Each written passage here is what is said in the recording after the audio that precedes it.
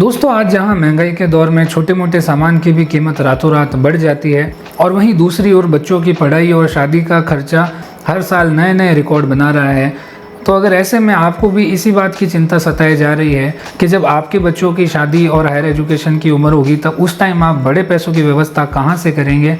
तो दोस्तों जो आने वाले खर्चे हैं उसके लिए आपको आज से ही प्लानिंग करनी पड़ेगी, तभी उस टाइम आपके पास इतना सफिशिएंट अमाउंट होगा जिससे आप अपने बच्चों की हायर एजुकेशन या शादी का खर्चा निकाल सकेंगे। और आज के समय में चाहे लड़का हो या लड़की हो, दोनों के ही हायर एजुकेशन और शादी का खर्चा एक समान ही लगता है। पहले एक दौर था जिसमें लड़कियों की शादी में पैसों की व्यवस्था ज़्यादा चाहिए होती थी, खर्चा लड़कियों के टाइम ज़्यादा किया जाता था, लेकिन आज के समय में चाहे लड़का हो या लड़की हो, दोनों के ही शादी में खूब पैसा लगता है। और एजुकेशन की बात करें तो दोनों की ही एजुकेशन बहुत ज़रूरी है। तो आपकी यही चिंता दूर करने के लिए आज मैं आपके लिए लेके आया हूँ LIC का जीवन लक्ष्य प्लान, जो कि वेल नोन एंड पॉपुलर है LIC कन्यादान पॉलिसी नाम से। तो दोस्तों इस प्लान की मुझे एक सबसे अच्छी खास बात ये लगती है कि चाहे लड़का हो या लड़की हो, दोनों के लिए ही ये प्लान लिया जा सकता है। और दूसरी चीज़ इस प्लान की मुझे बहुत अच्छी लगती है वो है कि अगर मान लीजिए बच्चों के पिता नहीं रहते हैं इस दुनिया में, तो बच्चों की पढ़ाई और शादी का खर्चा दोनों ही इस पॉलिसी के क्लेम से पूरा हो जाता है। तो ये इस प्लान की सबसे अच्छी खास बात है। तो आइए जानते हैं कैसे आप प्रतिदिन 150 रुपये बचत करके 21 लाख रुपए प्राप्त कर सकते हैं। तो नमस्कार दोस्तों, मैं हूं Shubham Bhati, development officer LIC of India. स्वागत करता हूं आपका। चलिए शुरू करते हैं।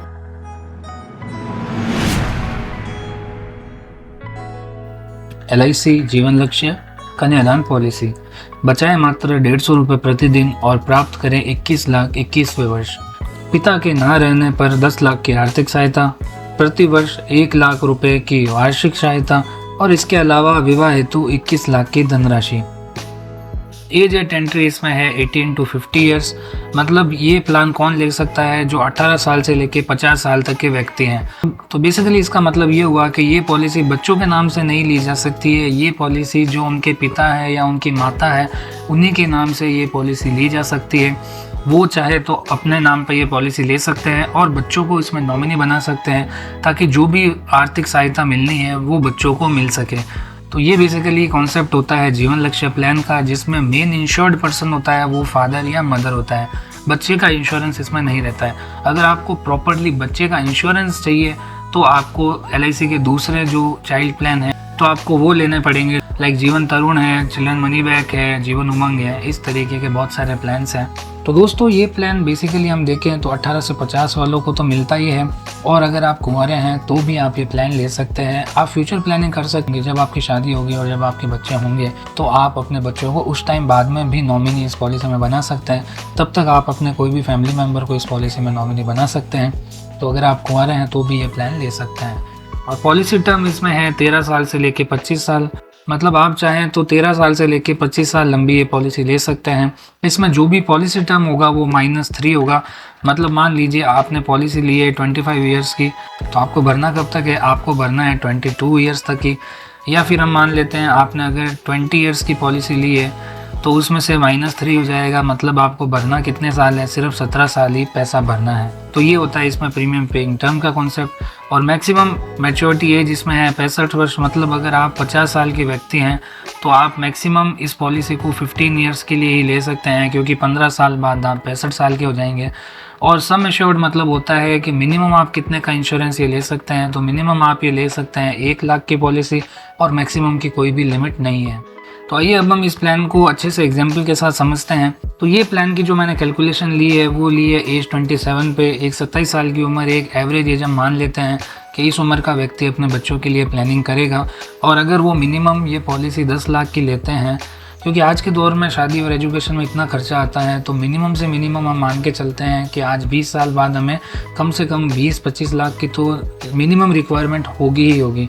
इसीलिए हम इस पॉलिसी को मिनिमम 10 लाख पे देख रहे हैं। आपका अगर बजट कम है तो आप कम की भी पॉलिसी ले सकते हैं, या अगर आपका बजट ज़्यादा है तो आप ज़्यादा की भी पॉलिसी ले सकते हैं।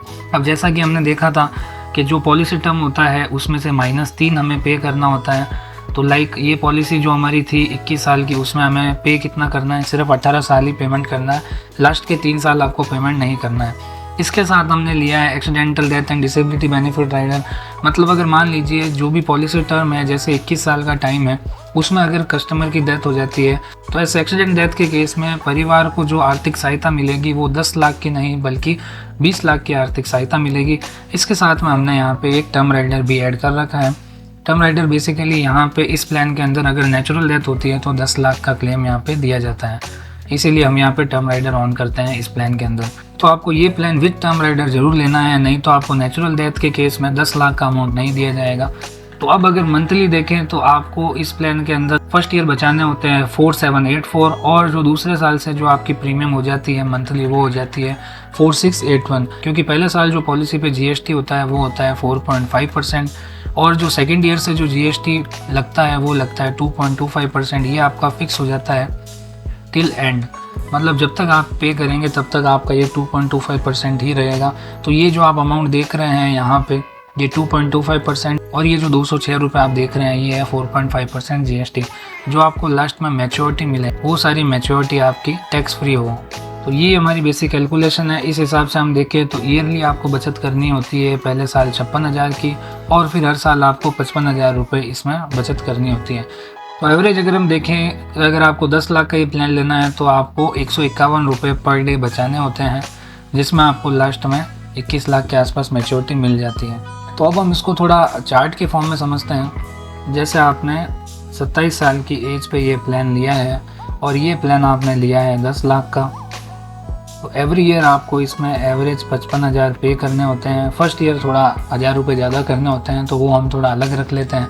तो एवरेज हम देखें तो 55,000 आपको कब तक पे करने हैं, वो करने हैं अगर आपने 21 साल की पॉलिसी ली है तो आपको ये पे करना है 18 ईयर्स। तो 18 ईयर्स में जो आप टोटल पेमेंट करते हैं वो करते हैं यहाँ पे 9,91,000 के आसपास। और जब 21 ईयर्स पूरे हो जाते हैं तो 21 ईयर्स बाद आपको यहाँ पे जो मैच्योरिटी अमाउंट मिलता है, मैच्योरिटी मतलब जो लास्ट में आपको जो पेमेंट मिलता है वो मिलता है यहाँ पे 20,66,000।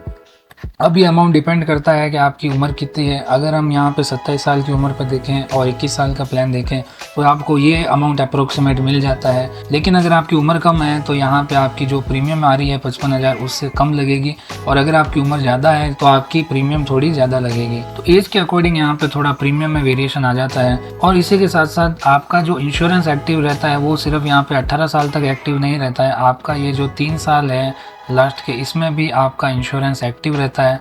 अगर मान लीजिए कभी कुछ डेथ का केस होता है तो ऐसे केस में यहाँ पे भी आपको पूरा क्लेम पे किया जाता है। तो ये कंडीशन हमने ली है एकदम फेयर कंडीशन। अगर मान लीजिए 21 साल बाद अगर आप सर्वाइव रहते हैं तो आप ये अमाउंट ले सकते हैं। लेकिन अब हम देखेंगे एक ऐसा केस जिसमें अगर मान लीजिए कुछ सालों बाद या पहले साल प्रीमियम भरने के बाद अगर किसी फादर की कुछ हो जाता है तो उस केस में क्या होगा।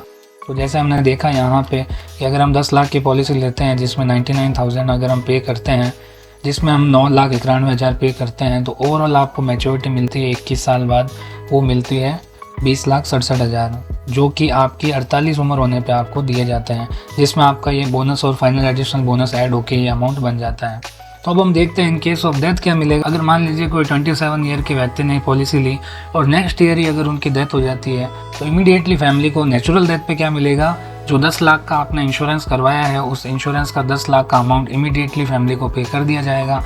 इसी के साथ में तो डेथ के उसी साल से आपको हर साल पॉलिसी का 10% भी एवरी ईयर पे किया जाएगा, जो होता है 10 लाख का 10%, मतलब हो जाता है आपका 1 लाख रुपए। तो 1 लाख रुपए आपकी फैमिली को आगे 20 सालों तक LIC देती है। क्योंकि हमने इस प्लान में एक चीज़ सबसे पहले देखी थी, वो थी पिता के ना रहने पे सबसे पहला तो आर्थिक सहायता मिलती है हर साल 1 लाख। तो वो इसी तरीके से मिलती है, जो भी आपका इंश्योरेंस होता है उसका 10% आर्थिक सहायता हर साल मिलती है। अगर मान लीजिए ये पॉलिसी 10 लाख की जगह 20 लाख की ली तो आपकी फैमिली को हर साल 2 लाख रुपए की आर्थिक सहायता यहाँ पे मिलती है। तो इस तरीके से पहले साल अगर कुछ हुआ है तो हमारे पास आगे 20 साल पूरे पड़े हैं, क्योंकि 21 साल की पॉलिसी थी। तो ऐसे केस में आगे 20 साल तक ये अमाउंट फैमिली को हर साल पे किया जाता है। तो ये अमाउंट ओवरऑल टोटल 20 लाख हो जाता है। इसी के साथ अगर हम देखते हैं अगर एक्सीडेंट से डेथ हुई है कस्टमर की तो ऐसे केस में डबल क्लेम मिलता है। 10 लाख की पॉलिसी है तो वहाँ पे 10 लाख एडिशनल मिलेगा। मतलब डेथ के केस अगर एक्सीडेंट का है तो ऐसे केस में 20 लाख का क्लेम फैमिली को मिलेगा। इसी के साथ में आज जब पॉलिसी पूरी होगी, आज जब 21 साल बाद पॉलिसी पूरी होगी, जैसे मान लीजिए आपने ये पॉलिसी ली है 2023 में, को 2044 में LIC फिर से इस पॉलिसी का 110% पैसा अलग से देगी, वो देगी 21,67,000। क्योंकि ये पैसा अगर ये फादर जिंदा रहते तो इनको ये जीते जी पैसा मिलता, लेकिन अगर आज ये नहीं जिंदा है तो भी इनके परिवार को ये आज 21 साल बाद ये पैसा 21,67,000 LIC और देगी, जो ये पैसा उनकी बच्चों की शादी या बच्चों की हायर एजुकेशन के टाइम ये पैसा और काम आएगा। ओवरऑल अगर हम बेनिफिट की बात करें तो अगर मान लीजिए पहले साल किसी कस्टमर की डेथ हुई, तो नेचुरल डेथ अगर हुई है, एकदम नॉर्मल डेथ हुई है, तो ऐसे केस में उनकी फैमिली को जो पहले साल मिला पैसा वो मिला 10 लाख रुपए, फिर इसके साथ में हर साल उनको मिला 1 लाख रुपए, वो मिला 20 साल तक, तो वो हो गया 20 लाख रुपए। इसके बाद जब आज पॉलिसी पूरी होगी 21 साल बाद, भले ही वो जिंदा रहे नहीं भी रहे तो भी उनकी फैमिली को 21,67,000 और फैमिली को पेमेंट दिया जाएगा। तो ओवरऑल बेनिफिट देखें तो अगर किसी ने 1 साल के 56,000 प्रीमियम भी दे दी है, या फिर मंथली अगर किसी ने 4,500-600 रुपये की भी अगर प्रीमियम दे दिया, उनकी डेथ हो गई, तो भी उनकी फैमिली को ये टोटल ओवरऑल अमाउंट मिलेगा 51,67,000 का। एक्सीडेंट से डेथ होने पे ये 10 लाख का अमाउंट एडिशनल एक्स्ट्रा ऐड हो जाएगा इसमें, तो वो हो जाता है आपका 61,67,000 का। तो ये ओवरऑल आपका इस प्लान का बेनिफिट रहता है। तो जैसे कि आप इस टेबल में यहाँ पे देख सकते हैं कि 27 की एज से पहले ही दिन से जो 10 लाख का इंश्योरेंस है वो एक्टिव हो चुका है, और एक्सीडेंटल इंश्योरेंस एक्टिव हो चुका है 20 लाख का। ये अमाउंट कंटिन्यू रहता है, और लास्ट के जो 3 साल है उसमें भी इंश्योरेंस एक्टिव रहता है। और यहाँ पे 2044 में अगर ये सब कुछ सही रहता तो 20,67,000 इनको खुद को जीते जी पे कर दिया जाएगा।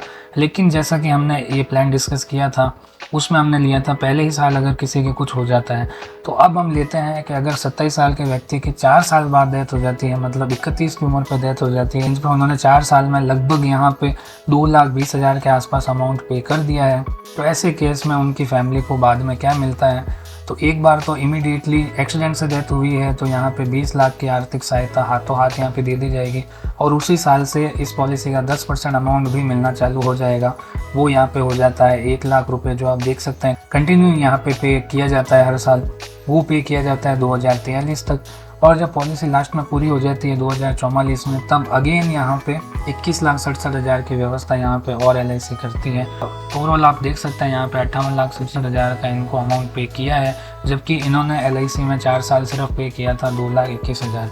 तो जो लोग कहते हैं कि LIC पॉलिसी में रिटर्न नहीं आता है, तो आप देख सकते हैं कि इसको कितना % आप मल्टीप्लाई करेंगे तो कितना परसेंटेज ये रिटर्न का बनता है। तो दोस्तों बेसिकली आपकी मेंटेलिटी और आपकी सोच का फ़र्क होता है कि आप कैसे इंश्योरेंस में रिटर्न देखना चाहते हैं। अगर आप ऑन डेथ देखना चाहते हैं तो उसका रिटर्न काफ़ी ज़्यादा होता है, और अगर आप सर्वाइव करके रिटर्न देखना चाहते हैं तो वो आपको डेफिनेटली थोड़ा कम ही लगता है।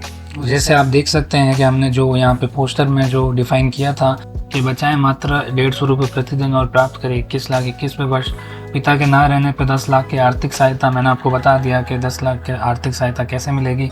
इसी के साथ प्रतिवर्ष 1 लाख रुपए की वार्षिक सहायता, तो वार्षिक सहायता का भी मैंने आपको बता दिया किस तरीके से मिलेगी।